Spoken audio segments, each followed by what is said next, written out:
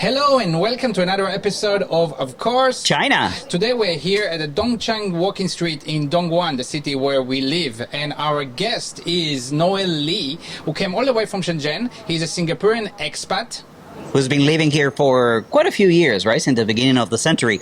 And we're going to be talking about the work that he does. As you can see right here, Collectibles, pretty cool. So don't go anywhere. See you after this short break.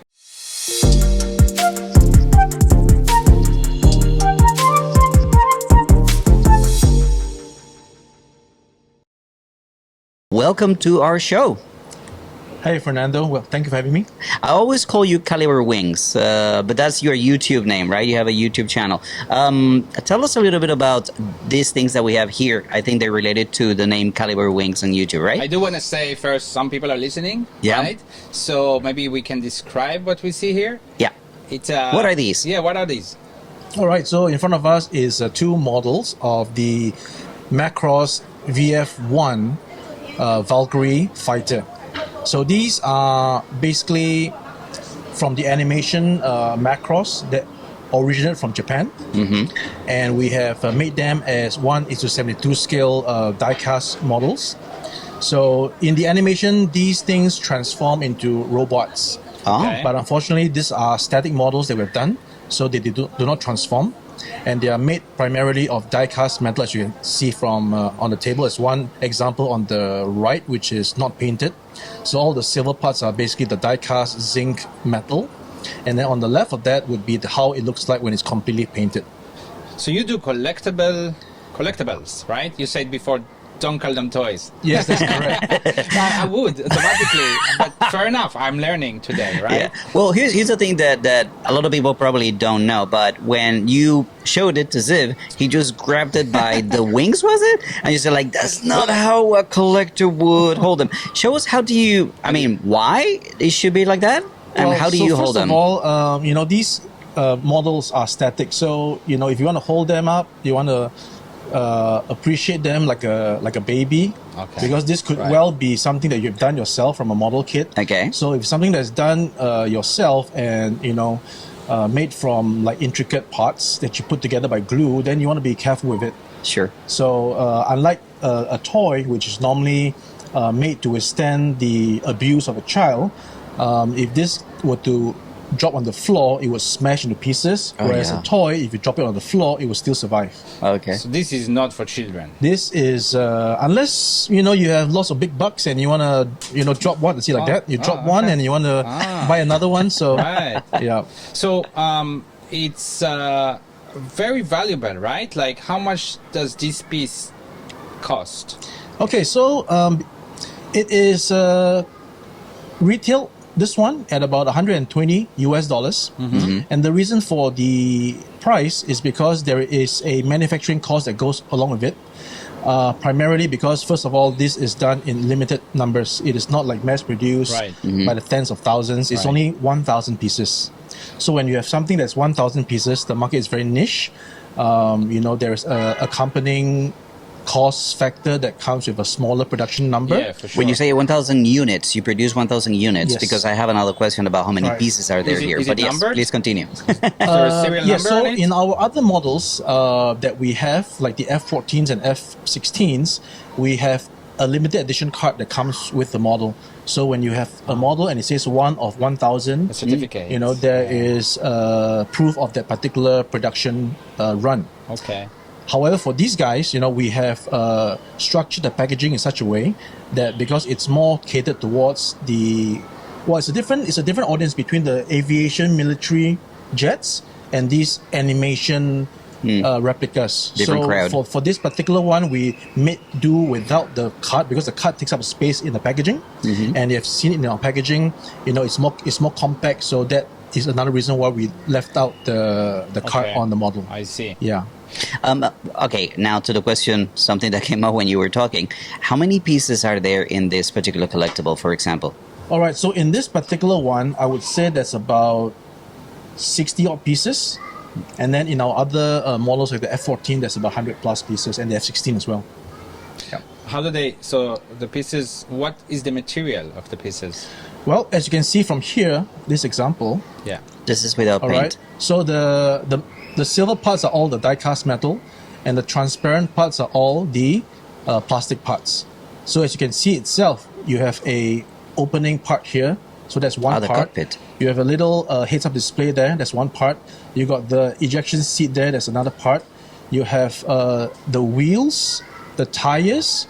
You have this section here, which is divided into a few parts. So all in all, there's about 60 parts together in this thing. So these are not toys, but they're probably made in a toy factory. If I'm assuming. Where do you make them? I'm presuming. Well, yes and no, because toy factories normally don't entertain the business for this because it's a small quantity. Right, the capacity and their Right.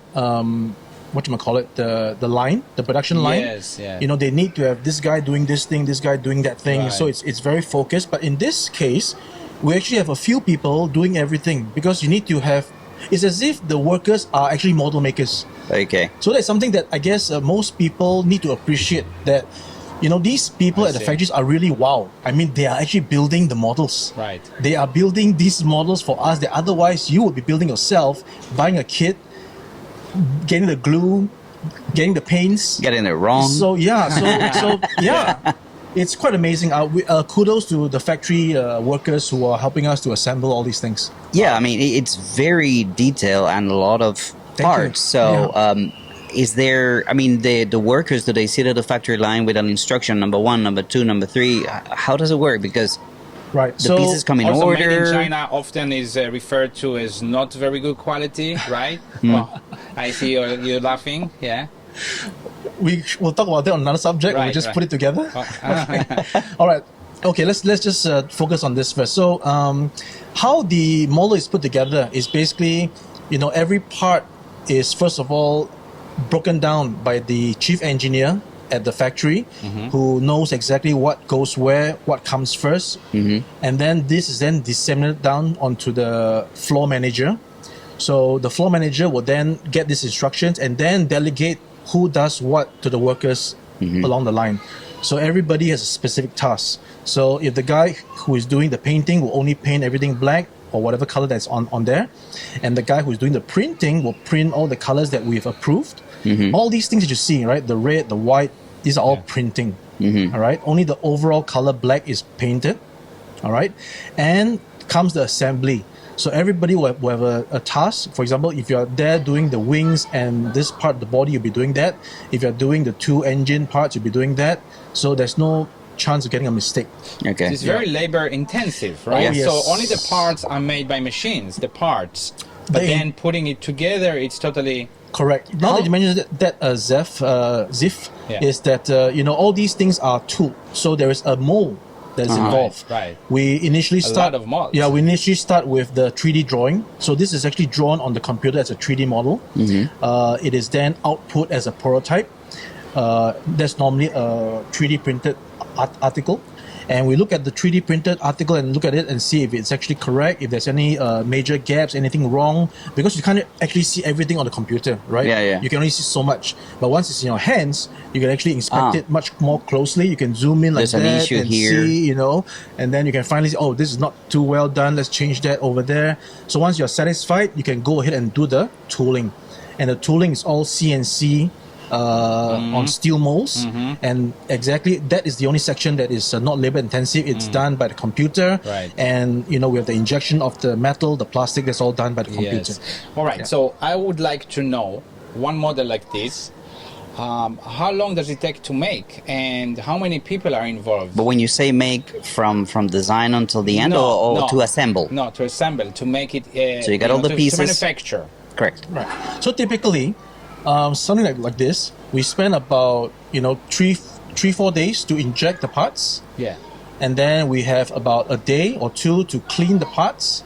You got to get it off the tree. You got to polish the parts that's like sharp, and then you go into painting. That's about another 3-4 days, depending on the complexity of the scheme. And then you know, if it's all good, you print it another 2-3 days, and then assemble it. So I'll say about a month. But Yeah. so Wow. the assembly, that's where kind of my Correct. question was going Right. to, right? The assembly is the longer part. The longest part. Well, not exactly, because everything. If the model is put together in a not so complex way, we have other models that's more complex. So this is much more simple. So this is actually done maybe within a week or so. For assembly. the 1,000 pieces. Yeah, for the 1,000. Yes. Right. Yeah. How do you find the factories? Sorry, I mean, are there a lot of people doing this, or is it complicated? Well, factories is something that is hit and miss. All right. First of all, like in China, everything you have guanxi. So you got to know the people. Which is relationship. if you don't know. Okay. Yeah. So if you go in Alibaba and look for a factory, most probably you wouldn't find somebody who is that much concerned or invested in what you're Interested, yeah. doing, right? It might just be another job. He can take it or leave it, right? Yeah. So I guess looking for a factory is as good as looking for an investor. You need to do your legwork. You need to find the right partner, and then once you've done that, then you start to work with the factory to make sure they understand what you're going for. Because again, most times factories are just taking your job as a job, right? Like that and like that, in and out. But sometimes you need to tell them, no, this is something that requires much more dedication. You need to make sure that you do them right, because if you don't do them right, it affects the brand. So knowing factories in China, I would assume that a lot of factories just tell you, no thanks, right?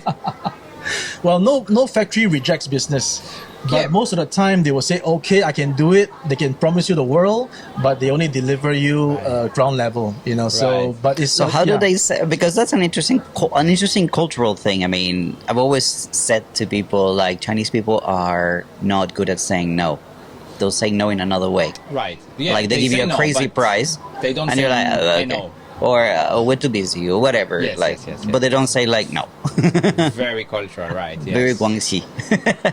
Well, I think this aspect is really very. It's up to the situation. Right. It can be, it's so diverse. There's so many answers to it. There's no definitive one answer. It could be, this factory is actually a very professional factory. They want to do it properly. This guy could be maybe just, taking care of the big customers, and the small customers less care. So it depends. Right. Yeah. So are there many people doing this kind of business in China? Lots of it. Lots of As it. we all know, China is the manufacturing Yes. epicenter of the world. Yeah. Right? So everything is done in China. But and in particular to our collectibles, you have big brands and small brands and medium-sized brands. The big brands are the Hasbro's, Mattel. These are the real collectible, the toy brands. And they're also going into collectibles manufacturing in recent years. Yeah, Mattel is around here, right, Shenzhen? Oh, I'm not too sure about Yeah, that. I think so. Yeah, the factories are pretty, I don't know. So if this is a collectible, Yes. I don't know too much about this industry, but is it like if I buy this today for $120 or whatever it costs in Will retail, the value- what about in 10 years it's going to be worth more or? All right, so this question is relative. Yes. If you have a good product, limited quantity sold out, and if people are looking for it, yes, it will automatically increase in value. But if your product is not good, nobody wants it, then it will decrease in value. So if this guy is sold out, and our stuff is actually something that's increasing in value, because people are looking for it. After the is no 1,000 more. is Right. done, they're looking back at the old series, they're looking for it, so it increases in price. So you can find it on eBay actually. Right. So the proof is in the pudding. Yeah. It's just you How find do you- your stuff on eBay. Yeah, you can How do go ahead and you sell them? How do you sell them? Do you have a website? Do so you have a normal platform? run is 1,000 pieces, and we can't possibly sell 1,000 pieces ourselves, although we love to. If we can actually do the B2C, we can actually market the product much more economically. But because the ways of economics, we have to take care. We have to engage distributors and retailers to help us sell. So therefore, we are relying on these partners to help us move our product across China, Japan. It's basically an international market. It's just big companies. They're like agents of collectibles. Correct. something They like are that. all basically in the business for a long time. It's not something that just happens yesterday. They have been a business Yeah. for tens of years, So they already did their marketing. and these collectibles are not something that's only done yesterday. It's done for ages. You have Corgi back in the day doing die casts. You have other brands that is doing all these kind of scale models, and we're just here today to present the latest in these offerings. How did you get into this industry? It was something that you... Well, I'm actually a kid at heart still. Yeah. At 44 years old. Ever since I'm a kid of the 80s, I love 80s cartoons, and I got into scale modeling. Messenger's and Head. Yeah, exactly. So I got into scale modeling when I was in my teens, and it didn't stop there. Right, from scale modeling, I attended aerospace exhibitions, got really involved in wanting to be a pilot and all these things. So yeah, we're commenting about your T-shirt, sorry, because I was inverted. If you guys are familiar with this one, that's What a is Top it? Gun quote. Like, how did you realize that the MiG was so something something? Because I was inverted. That's Okay. That's a You gotta- I you- don't know yeah. about. Yeah. Okay. So sorry, continue. right. So yeah, so I'm basically a fan of pop culture and scale models. So I mash the two together, and I do my best to transfer the high demands of collectors in the pop culture market onto scale models, which otherwise back before us was basically done in a more subdued manner. Yeah. You were chatting with Ziv as we were doing the setup, and you were talking about COVID and 2020. What were some of the consequences, the effects Business. of business for you in this particular industry? Right. The effects would have been calamitous if I had not come into China on the 3rd of February last year. From Hong Kong. Yeah, because the borders closed on the 4th of February, and me being a foreigner without like big businesses in China, I wouldn't be allowed into China. So if that had happened, then there'll be nobody managing the entire production for the entire 2020. No models out. That means business would Yeah, have closed. shut So down, I was fortunate that I stayed in Shenzhen in China, and once COVID was pretty much handled in China, the factories reopened in about late March, April. I was back in the swing of things. I was churning out models, and it really didn't affect me that much. But this you're talking about the manufacturing side of your business, Yes. right? So like, I guess when you were saying it, I realized like in this kind of business, it's super important that you be here and go into the factory. It's not like making something super simple. I make straws. Okay, hey, I just order. A straw right? is a straw. Yeah, exactly. I don't even have to be here, right? And tons of things, right? But what about the other side? What about the Consumers. consumers buying? Correct. Let me guess. I mean, this is something people are sitting at home probably buy more. Yeah, you're right. You're that right. So correct? you see, the audience that we have, collectors, sometimes even fanatics, right? Yes. But we don't use that word. We just collectors, right? Hardcore collectors. Okay. They are a very passionate group of people, and they work hard for the money that is spent on these collectibles. That's why we do our best to make sure that the collectibles are done properly for them. So these people normally would have, like me, no other expenses besides buying these things. So we have that cash set aside for our hobby. But yes, there are the occasional collector that, in the pandemic, they maybe lost their job, or, and there was a discussion before in the forums that, these are not the essential things. Right. You take care of your family first. Yep. You put food on the table. That's important, and then we can talk about this later. So yes, there are definitely effects on the business side in regards to these, collectors who can't really afford to keep up with what we're churning out due to what's happening, and also because of what's happening, freight costs increase tremendously. Yes. And that actually, we felt that very much during our B2C website, where we are asked to have the collector pay much more for that shipping, because otherwise, if they paid the normal shipping, it's like held in the warehouse, it's not moving, 1 to 2 months, 3 months, it's not even getting there by airmail that we paid for. So we actually have to tell them, hey, if you need your models faster, guaranteed to reach there, you have to pay more for the FedEx and the DHL. But it's something that affects everybody. So I think that people are like, but Yeah. in the end, you're like, everybody's getting Right. hit Right. with this So increase. someone that is a collector, I mean, I guess there are many levels, right? There are probably beginners, and there are people that have 1,000 pieces of this kind of stuff at home, right? Yes. What's the most expensive one you've ever made? Right now, our models are priced pretty steadily at about 150 US. Okay. So we haven't actually gone way above Okay. that. So 150 is about the most expensive model that we've made on the retail side. And how do you differentiate yourself from other people that do the same thing? Okay, so I'm a fan doing things for the fans. So Right. as a fan, I look at what's in the market. Like this is a few years back, in fact. I look at what's in the market and I look at the model, and I think this is not what I would actually want as a collector. So I went into the business myself to incorporate all those features that I don't see that is currently in the market To improve. and to have it right here for you guys. Make it better. Yeah. That makes sense, right? Mm-hmm. So I want to talk a little bit, unless Fernando, you have more questions specifically No. about that. I want to talk Sure. about your journey up to this point, Yeah. right? You started this company in 2014, you say. Yes. But before that, you've worked for other companies, maybe in something little similar. Yeah. I guess. Yes. What have you done before this? So I came to, let's go way back to the year 2000. Okay. That's when I finished my national service. Right. In Singapore. Singapore. And I came out and I actually did some insurance before that. And it was not very successful. Okay. And I started selling all my toys on eBay. Your own toys My own toys. on eBay. Toys. So Those were yeah, toys. Those are toys. Okay. Because Toys. right, I was a kid of the 80s. I was buying all these toys, and I Uh-huh. had all these toys, and I was selling my own Toys can be a big market, right? Like collectible toys. Yes. So I was selling them on eBay, and then I was like, oh, wait a minute, I'm getting so much money for them.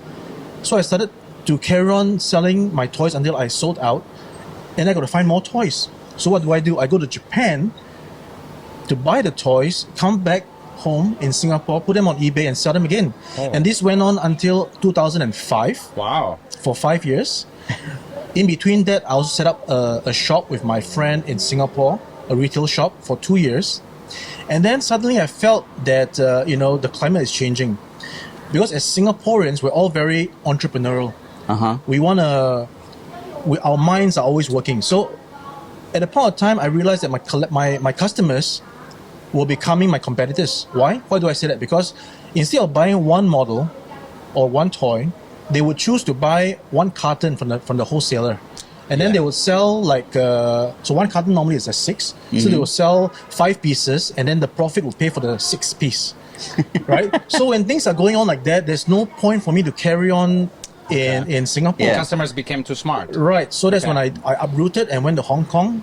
And thankfully, I got a recommendation for a job position as a merchandiser in a collectibles online store, Action HQ back then. And then from then on... That was the first time that you was the first- actually went into being closer to the manufacturing of it. Yes. Right? So now that I'm in Hong Kong, I'm seeing more toys. I'm looking at the streets, the toy streets. I'm seeing the wholesale. I'm right there in the thick of things. Although not yet in China, in the factory, right? Right. But at least in the Hong Kong area, you have your Wan Chai Toy Wholesale Street. Everything there, you're like, oh my goodness. Right? It's all from the factory, right? So I was working at Action HQ for a couple of all the way from 2005 till before I started my own business, okay? And along the way, the company actually ventured out into licensing. So what it did was that it took on licenses and it started to make its own products, and it's called Pop Box Collectibles. So I was involved because of my modeling background. I was involved in helping the company to do prototypes, painting, etc. So that went on for a few years, and then suddenly my boss decided to uproot and go to Canada. So that's when I say, hey, I got to do this, I got to continue this. So I did it on my own, and I that's came when out. you started in Exactly. 2014. Yeah. So you always be it's been written, this journey, I think, in advance, right? It sounds like you keep doing the like you said in the beginning. Steve Jobs said that you can only connect the dots by looking backwards. True. So Yes. So okay, you are from Singapore. Yes. You said you've done the service, and you went into Hong Kong in 2005, right? 5, yes. 2005. How was it back then for a Singaporean to go and live in Hong Kong? Well, Singapore and Hong Kong are not exactly dissimilar. Right. Right? It's Very, pretty very similar. But in terms of the food choices, that's the difference comes in. For example, I'm used to Singapore having breakfast where we have tons of selection. You have your Malay food, you have Indian, you have Right. our Chinese noodles, and even rice in the morning. But over in Hong Kong, we have instant noodles. We have Champeng. it's different. It's very different Dim for me, Yeah. and I got some time to get used to it actually. Right. Yeah. And are there many Singaporeans there? Oh, I think there are many Singaporeans in Hong Kong. Definitely. Do you have a Chinese heritage, or Yes, I'm Chinese. so you can speak Yes, I can speak Mandarin. Yes. Mandarin? Yes, Mandarin. No Cantonese? Cantonese I learned when I was in Hong Kong. Ah, okay. All right. And you lived in Hong Kong for up until a couple of years ago, you Yeah, said, right? yeah, So yes. it's a long time in Hong Yeah, Kong. yeah. Does Hong Kong feel like home for you, or? Yes, definitely feels like home. You stay in a place long enough, you have attachment to it. That's without question. Right. Unless on the onset you already don't like it, then there's no way you can stay for so long, right? So True. Yeah. So while in Hong Kong, I enjoyed. Aside from, it's a very compact place, and although the accommodations are very small and uncomfortable to somebody who's used to like a bigger space, that's a bit of a sacrifice for the other things. The other things that I saw in Hong Kong was an amazing system of transport directly from Right. from the airport to the city. Right. The Airport Express. My goodness, like wow. Yeah. In Singapore, you need to actually take a normal subway. Is it still like this now? Yes, it's still like this. The okay. normal subway train brings you to the airport versus a specific Dedicated. airport Which- express. Which is the same now in Beijing and Yeah, Shanghai. Daxing has Yeah. 135 kilometers an I was hour. just on that, right? Right. Yeah. And even in the post office, you get frank stamps as a sticker. You don't need to lick the stamps and put it on. Right. So I found all these things to be like, wow, these are quite advanced in Hong Kong. And yet you have the very very old things. You got the shop having the abacus and writing you receipts. Yeah. You have it's Yeah. such a It's a multifaceted thing. Yeah. And the thing that I love most about Hong Kong are the trails, the mountain trails. So along the way, I got involved in trail hiking, running, marathons and stuff. So I actually explored those trails, and then I found that this is an amazing place, beautiful. There is a lot to. You mentioned how lucky you were to find yourself on the Shenzhen side on February the 3rd last year. We're going to talk a little bit, that and much more after this very short break. Now it's a part of the show. We want to talk a little bit more about the you living in Hong Kong, coming into Shenzhen, and I want to start with how the difference in lifestyle quality has grown smaller, right, over the years from mainland to Hong Kong. So you lived in Hong Kong since 2005, and the first time you came into the mainland, other than that trip, right? 2006, you Yes. said you came from Hong Yes. Kong, right? How was it for you back then? The difference. How did it feel? Well, as memory serves, the first time I came into Shenzhen was to go to the Shucheng, which is I think the book city. But I'm not too sure what it is right now. Anyway, Okay. so In Shenzhen. in Shenzhen. So when I got there, is this massive building that is empty, just one floor that sells books. And that was the feeling I got, that is a place that is still very much in development, and then right now, fast forward to today, you have mega malls that is beyond your wildest imaginations. Take for example Coco Park, Right. amazing place. Shopping on the outskirts, dining on the inside, layers of dining, layers of shopping. Huge Yeah, events, event arenas across the street. Exactly. Right. You got everything there now, right? But this is Shenzhen, Yeah. right? And How was it for you how was it for me? going to Hong So Kong? I landed in Hong Kong in September 2003, and I had to go to visit someone at the hospital right away. And the first thing I remember is I wanted to smoke a cigarette after the flight, and I everywhere you got like, first of all, everywhere is inside. There's the airport express. You're still inside. The Everything's metro, indoors. You're inside.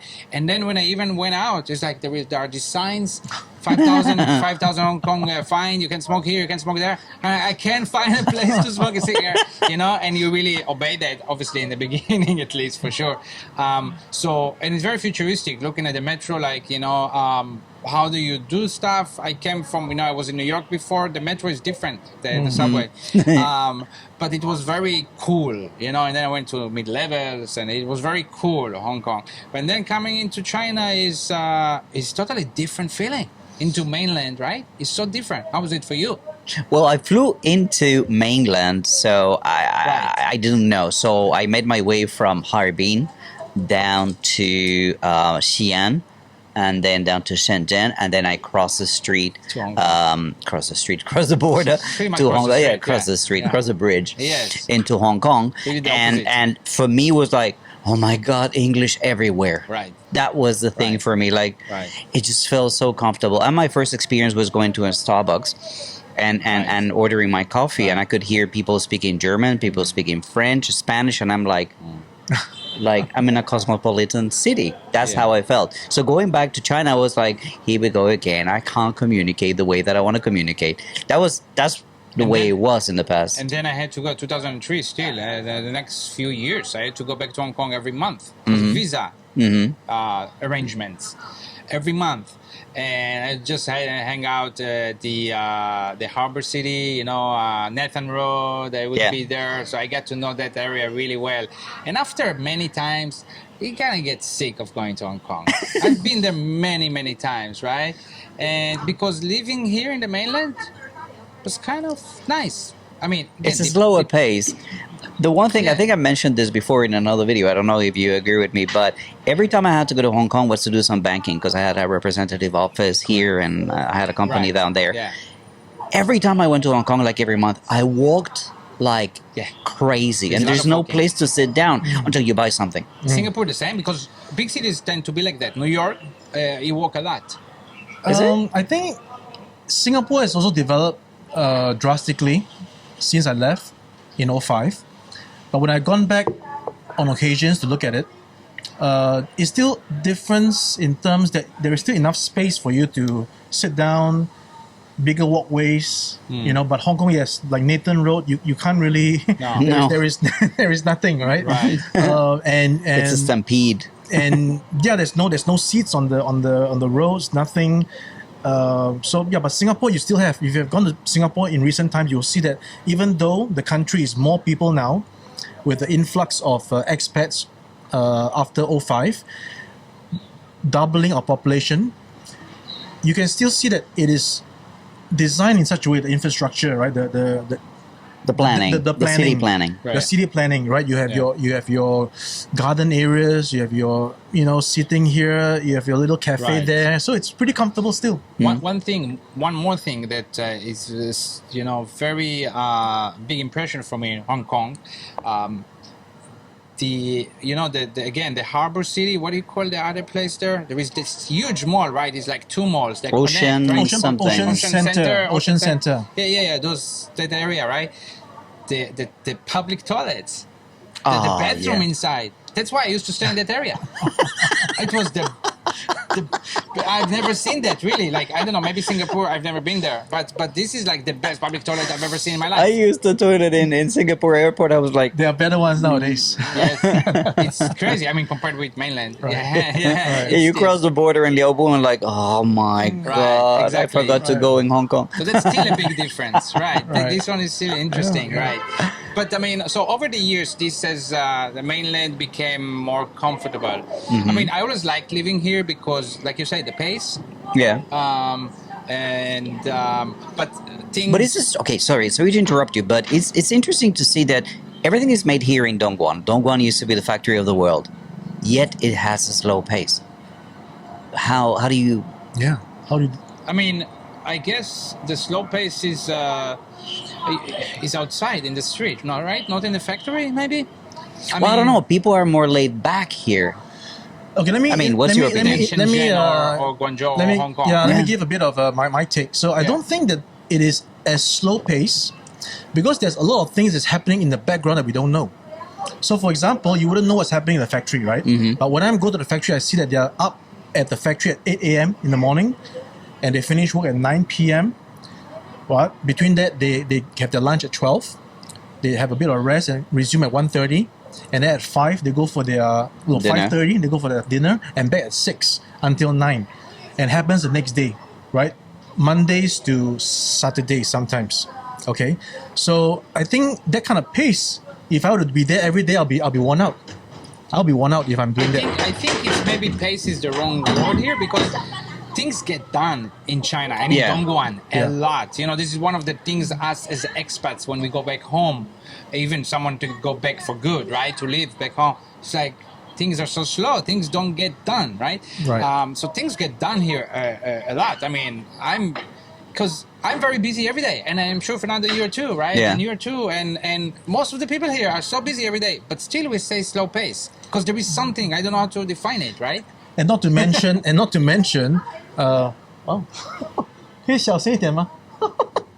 Not to mention that you see all the Meituan riders, all like zipping around. Yeah. You know, that's not slow pace. So how does it feel slow pace for us? This is something we should think about. I don't know. I don't know it how just to say feels- it, Might be a perception. but I go to Shenzhen. Yeah. No, you Maybe know, it's less probably people in the streets. No, you know what I Yes. think it is more laid back. I mean, look what you're wearing.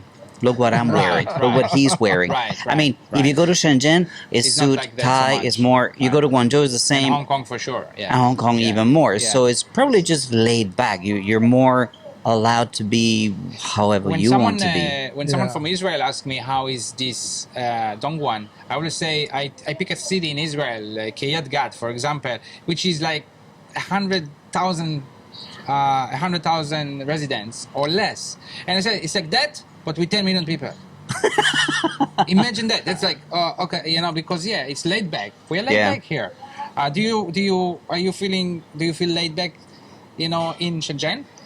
I mean, where do you live now? In Apart from I live in Lowu, Yeah, right? Lowu. So apart from the intensity of my job, yes. which is the emails, Then the you're busy, work, right, yes. So it's very intense up here. Right. But when I step out and just look at the patio, it's actually pretty serene around. You know, you have your schools there. Right. You have the family picking up the children. Right. You have the people coming back from the Right. market with the food, the groceries. Right. So I think it's not as fast paced. Right. I think there's still enough time for your personal time and space. But the main thing that I think the difference that became smaller, again, like the very simple, true example that I remember in 2005, some things that we wanted to buy here in Dongguan, and I'm sure many other cities in China, we had to go to Hong Kong. Luckily, we're close to Hong Kong, so avocados. I couldn't get avocados here. As I said when we were doing the break, I used to go to Hong Kong to buy deodorant. Right. Because you couldn't buy deodorant here. Right. So there are many things like that.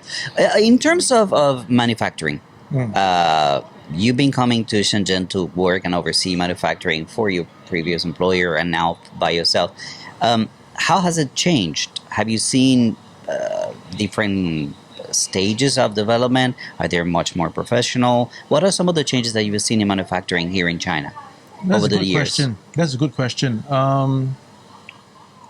It's actually pretty much the same. You know, the processes in our collectibles involves injection, painting, printing, and assembly.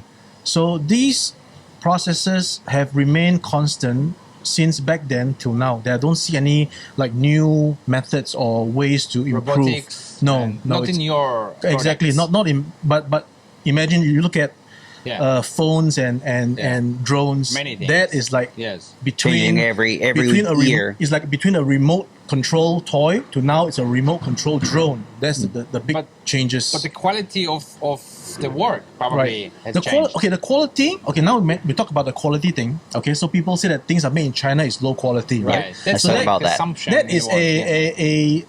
is a bit of a yes and no. Right. Because people come to China to make things overseas because it's cheaper than in their own country. Right. Or not available in their own country. Like for example, if we did this in Singapore, there's no way. if I were to get a factory and pay Singaporeans Yes. to do this, I would have. I mean, this is impossible. This would would probably be- cost $1,000, Right. right? So we come to China to seek this cheaper labor, which has been constantly increasing over the years. And then there's always the affordable versus the expensive. Yeah. Again, Yeah. people have said that they've done things like cheap spinners, fidget spinners, Yes. to expensive Right. microphones and Oh, for iPhones. sure. So I think things are made in China, cheap things Yes. and expensive things. Yes, everything is made in China. The way that I exactly. see it is the customer, the person who is purchasing, sets the price. Says, "Hey, I need you to make this. right. How much can you make it for? Exactly. I can make it for $50, or I can make it for $20, or I can make it for $10. The $10 is going to be crap. The $50 is going to be a collector's pride. You know what I mean? Very high quality You things. you decide what you want, and we'll make Right. it for Very you. high quality things are made here. Even more, I think you can see it now with some industries have been moving to Vietnam, Cambodia, right? Different places. And it's like, for example, shoes. So shoes factories are moving there, right? But it's the cheap shoes factories. The expensive high quality shoes need to be made here because after this 20, 30 expertise. years experience, they actually know how to make shoes very, very And well the cost here. of that learning curve would be too high. Right. So actually China got very advanced with manufacturing, got really good. It's not just the cheap things, but I think, it's like a narrative in the world. It's made from China, made by, in China it's cheap. It's just But wait a minute, narrative. just take a look at your other expensive items and just flip it behind and see it's made in China. So there Right. you go. Right. Yeah. Made in China. What is it? Huawei? What is that? Yeah, Huawei. That's a Huawei. Right.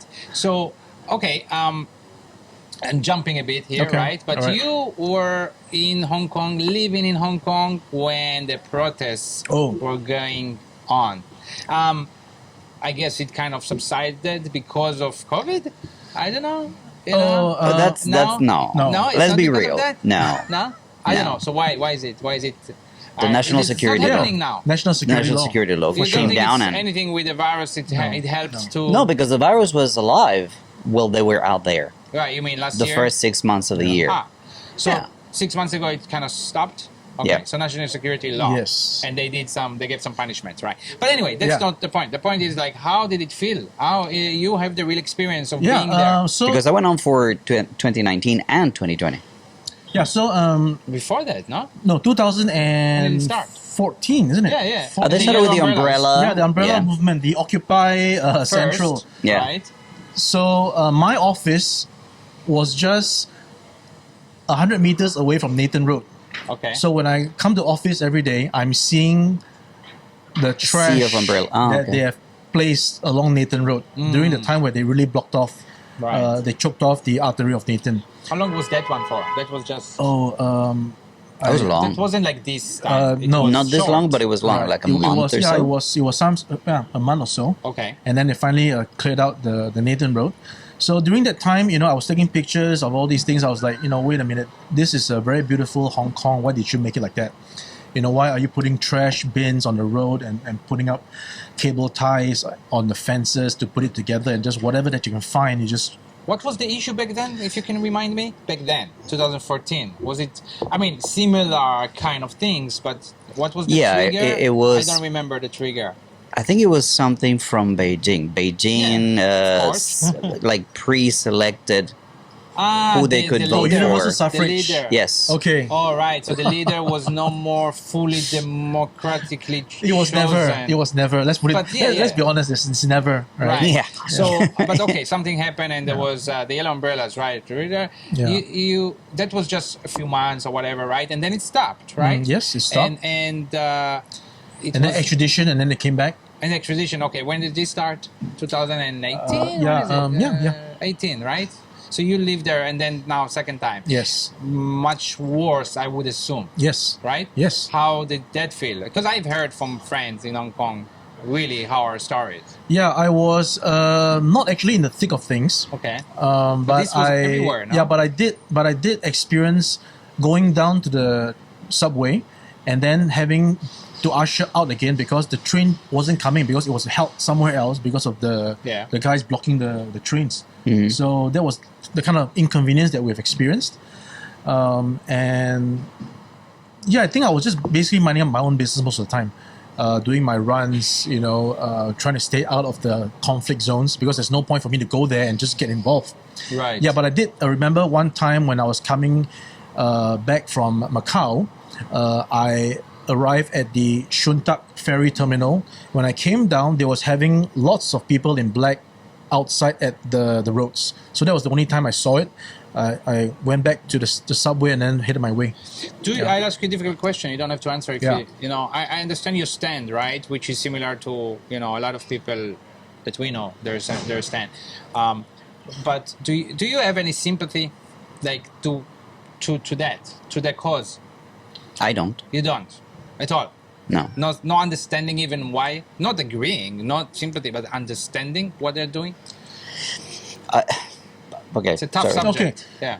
All right. So for this, we have to be addressing it with lots of critical thinking and rationale. Right. We have always got to put ourselves in the other person's shoes. Yes. But the problem is that the people on the other side is not putting themselves in our shoes. See? So that's where conflict comes along. If we have the ability to understand each other, right? Is, for example, now if you let's say if you hate smoking and I'm blowing smoke in your face, then you probably wouldn't like me that much. But if I knew you hate smoking, I blow the smoke the other way, then at least you know that I'm trying to protect you. So at least you may like me more, right? So I think there is definitely a side that the people who are with the movement who believes in, but then again, this movement, if you trace the breadcrumbs, it actually originates from a more sinister agenda. So how should I say it? The more simple, easygoing people are prone to be easily swayed by whatever they hear, so long as they think in their mind that it's correct. Not knowing that if they dig further and ask more questions, they might think, wait a minute, this is actually not right. This is not right, it's wrong, see? Because there's still a big half or more of the Hong Kong population who are silently against the movement, but they know that if you dare to speak up, you'll get burned, you'll get thrown with a brick in your face, you'll get doxxed online. Your business will be destroyed. So why am I... So everybody is keeping quiet in Hong Kong. So actually they amassed a lot of influence and force the movement. Well, this is why I've used the word terrorism.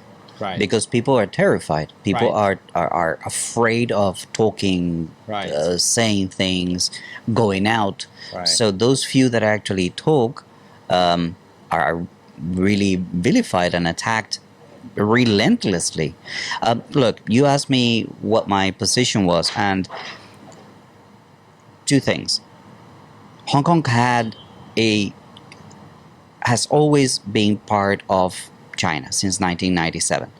That's what it is. And they agreed on a 50-year transition. And a 50-year transition means that everything is going to start to change little by little. It's not that everything is going to change at midnight 50 years on. It's like, oh, now we're different. Exactly. No, it's little by little. So when they start changing how they're, for example, the umbrella movement, right? Okay, this is how you're going to choose your leaders according from Beijing, your capital. It's expected. So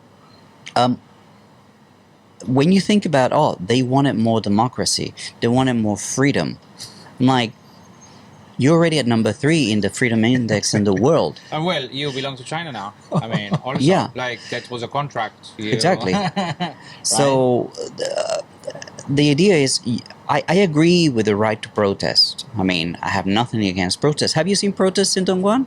Yes. Remember the protests in Carrefour? There being protests. I've noticed, not many, but at least 2 or 3 in my time here.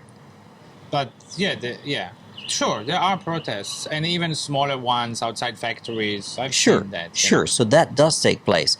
So the right to protest, I agree. When something is wrong, you should speak up, right?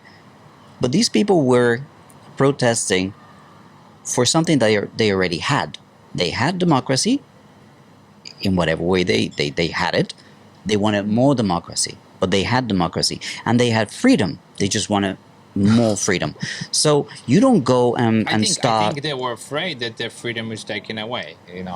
They don't want the freedom to be taken away from them. That's at least what they're thinking, right? So that's it what is, they're thinking. Yeah, so it is, again, a matter of personal, but on a more society level, that the information that they're receiving is misguided. I mean, are we not free in China here, right? I mean, yeah, yes. I mean, look. Everybody says like, oh, you know, those two people that we know of.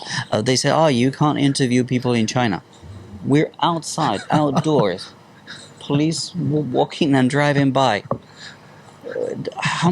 how much more free do we want this to be? We're quite free in Up China. 10 levels? For sure. Right.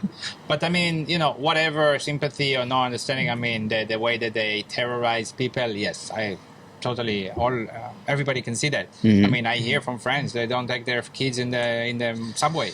Because they just start hitting people, right? That's what happened. But now, it's not happening, you say? No. Now it's not happening. No. So people feel safe now again? I would think so. Yeah, in Hong Kong? I mean, we're not in Hong Kong now, so I can't No, speak for we that. are not but, in Hong Kong right now. But yeah, so that is my question.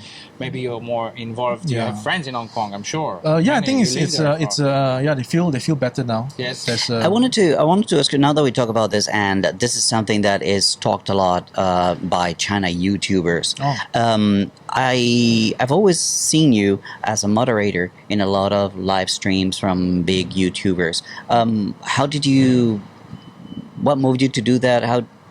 Well, I don't consider myself as anything important. I just consider myself as somebody who is able to put my expression in a community that's able to read them.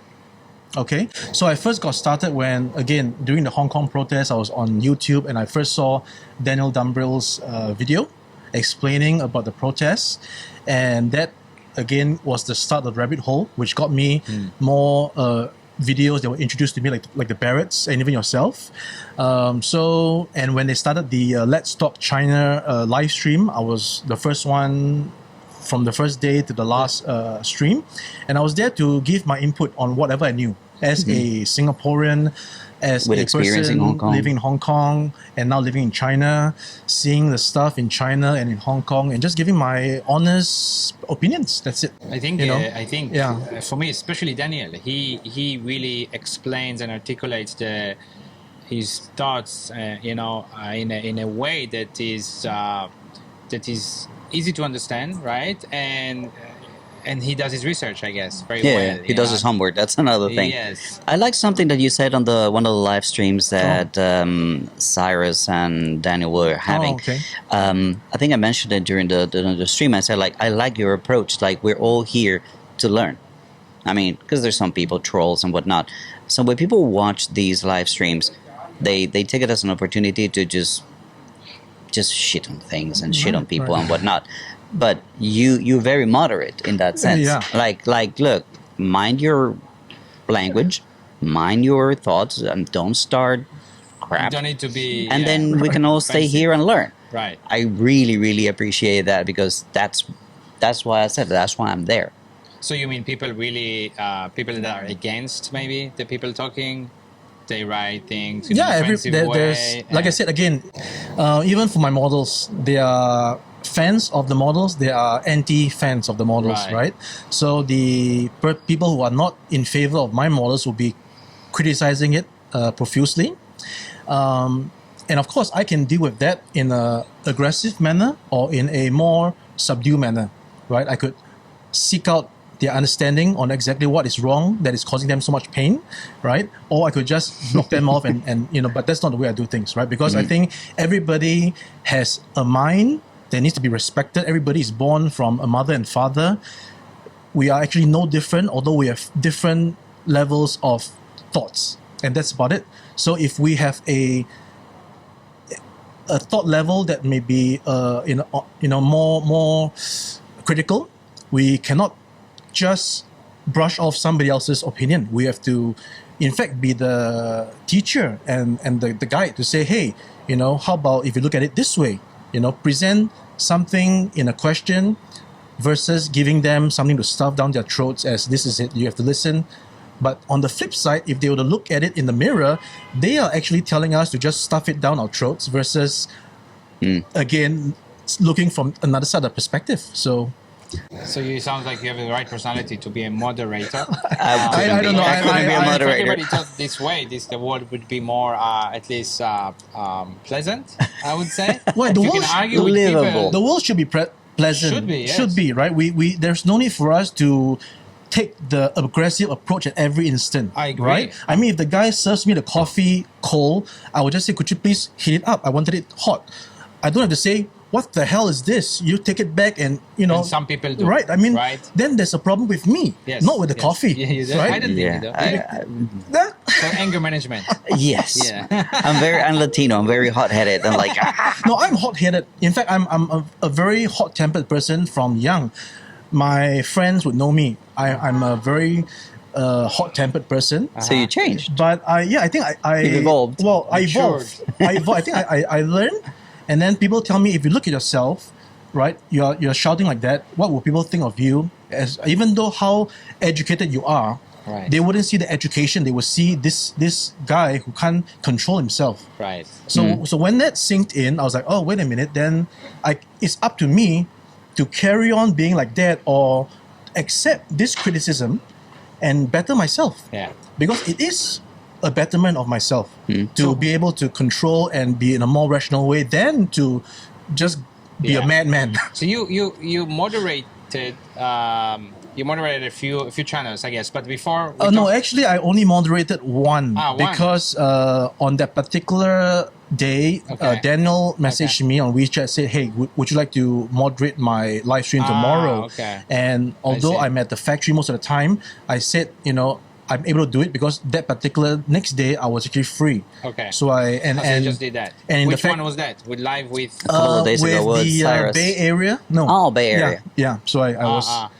So just that Yeah, one. so even when I was moderating, I felt the pressure because I promised a friend that I would do the job. Right. They're going to do it properly. Sure. So I was looking at everything, and as long as there's nothing too cynical, they are free to engage in their opinions. All right, Yeah. cool. Guys, we're going to take a very short break and we're going to come back with Noel Lee talking a little bit more about his experience in China. Don't go anywhere. And we are back. Now, we were talking about YouTube and you wanted to ask a question Yes. to the table, basically. Yeah, I guess, we are all avid YouTube watchers and we have channels. Fernando is getting into the big league. Ziv has his own channel, so go Yeah. subscribe to Ziv. Follow me. We were talking about Daniel. We mentioned the Barrett, right? China YouTubers. Who are the biggest ones now, and how many are there?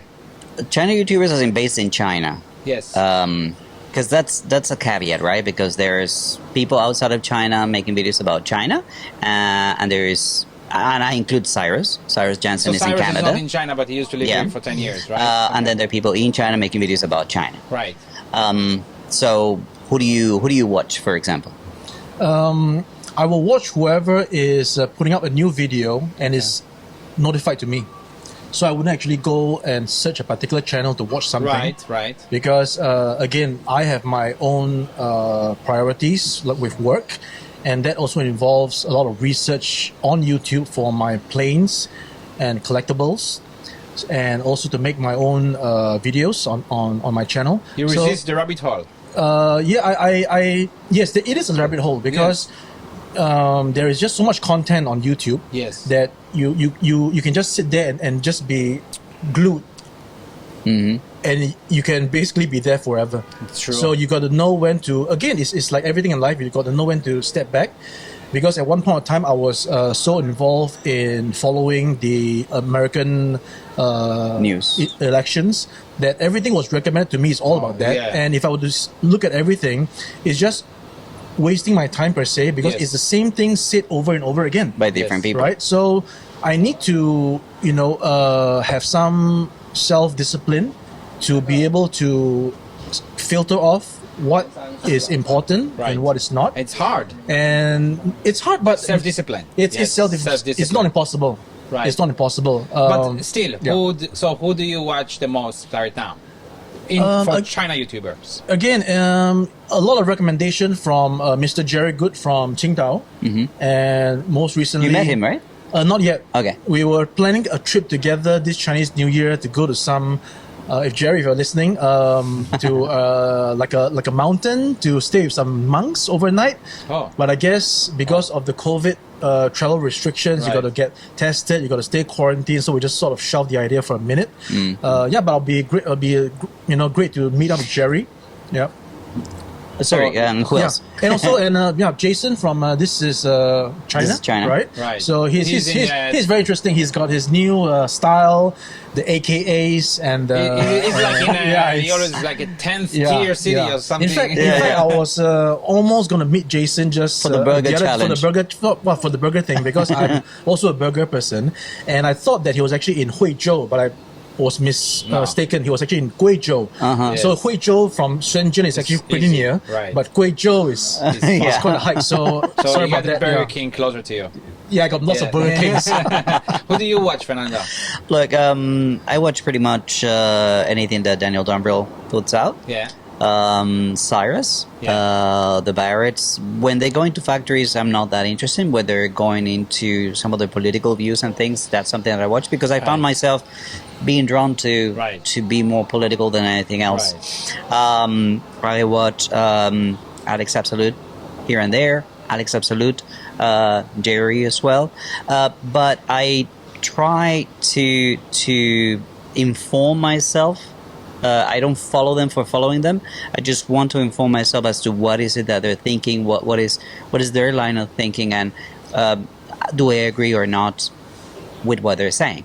And that's the reason why I watch quite a lot some of these YouTubers. So you do similar videos, right? But you probably want to also see that you don't do the same video, like you have a different angle or Sure. something like Like that. for example, right? my Xinjiang video, which is doing extremely well right now, I held up so long to make it. Like I just Why? want to be right.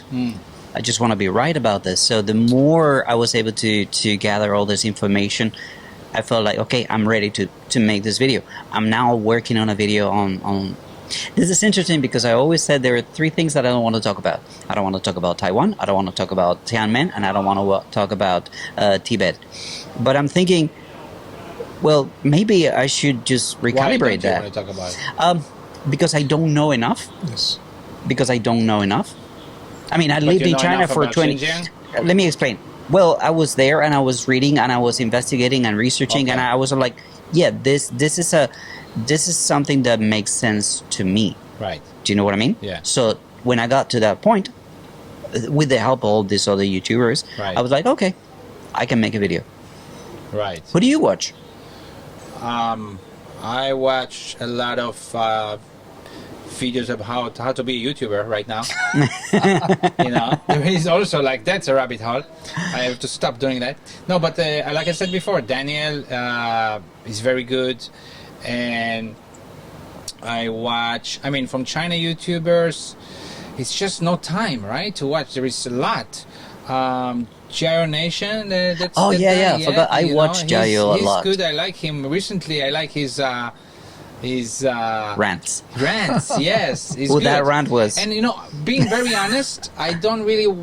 It's really rare for me to finish a video. Because it's just some of them. It's like it's 30 minutes. It's interesting, but it's too much. Like you said, the self-discipline. But you always have that in the it's saved there, right? So you can go back to your histories, like continue a video or something like that. But don't you think that we just to talk about it a little bit, right? It's getting some of the political views. It's getting too much. Like Yes. I don't think so. You don't? I disagree. I think that is becoming more and more necessary because the temperature is rising abroad.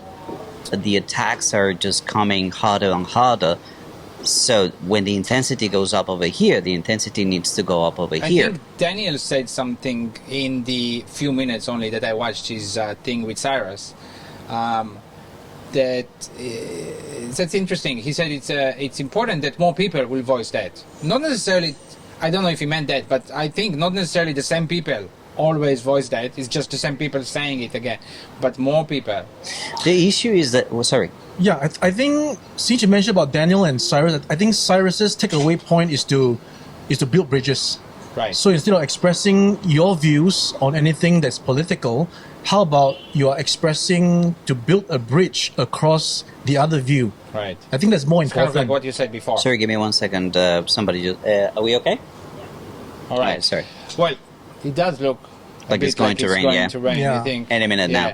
Should we Well- just wrap it up? Yeah, Yeah. well, Noel, thank you so Calibre Wings, as I call them. Thank you Right. so very much for And coming. we will put the link to your channel right here below, Sure. and in the, if you are listening on Apple or Spotify, we can put notes there. Yeah.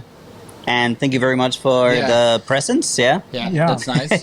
Thank you for having me. I prefer that one, if you don't mind. Yeah, you can have that Okay, one. It's okay. that goes with you. That goes Yeah, with you me. need the hats more than me, right? Ah, God, get out of here. Oh, ouch. All right, no, thanks again very much for making your way all the way to Yeah. Dongguan from Shenzhen, for joining us and giving us some of your time and sharing your products, your ideas, and your experiences. It was really, really lovely, man. I appreciate it. Thank you very much. It's my pleasure. Yeah. It's really interesting, and next time I would know how to pick up the collectible.